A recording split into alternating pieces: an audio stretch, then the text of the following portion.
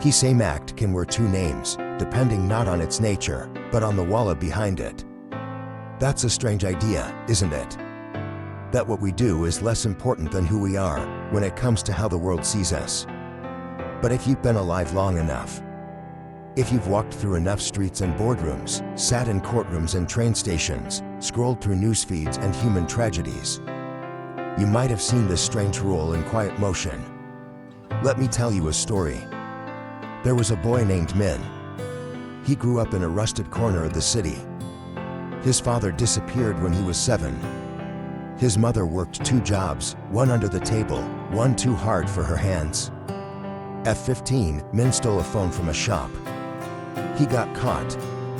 He cried in the station, told the officer he was sorry, that he just needed it to try and work a job delivering food. The police report didn't have space for reasons. Min went to a juvenile center for 6 months. His file now carries a title, thief. That word will follow him for a long, long time. Now, let me tell you another story. There was a man named Patrick. He ran a hedge fund. Dressed in softball suits, smiled on TV panels about leadership and ethics. Patrick committed fraud. Not once, not twice, but systematically, for years. He rerouted pension funds, inflated reports, gambled with people's futures. When the truth finally came out, his lawyers called it a lapse in oversight. The newspaper used the word scandal, not crime. He paid a fine, a number far less than what he had kept. No jail time. No title that sticks. He still goes to conferences. Still writes books on business. What do we call this? An accident? A mistake? How do we decide who is a danger to society and who is simply going through a difficult time? You see, society has always had a strange relationship with power. It fears it, it envies it, and sometimes it protects it. Not out of justice, but out of quiet convenience. A man in a torn jacket loiters by a wall. He is suspicious. A man in a tailored coat moves through customs unchecked. He is important. We claim to love justice, but we forget. Justice wears a blindfold not because she sees everyone the same, but because she doesn't always want to look too closely. In the language of power, words get rewritten. Bribery becomes lobbying. Exploitation becomes efficiency. Lies become PR strategies. Greed becomes ambition.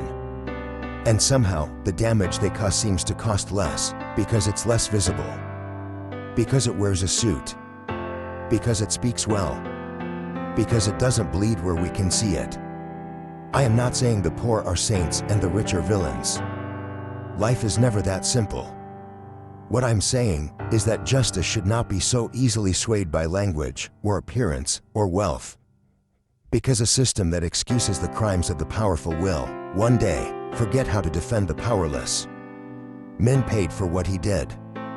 Not just with 6 months of time, but with the long echo of shame.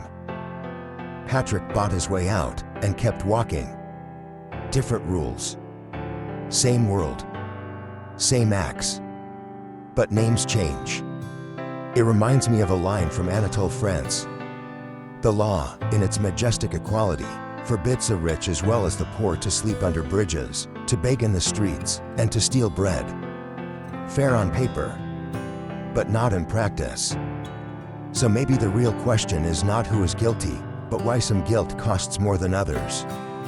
Why some lives are written in pencil, while others are carved in stone. Why a boy's mistake becomes his name, and a man's crime becomes his footnote. I don't know the answer, but I do know this.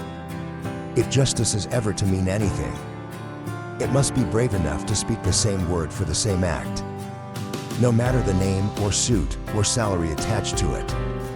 And maybe one day, we'll look at a courtroom or a headline and not have to ask, would this story read differently if the roles were reversed?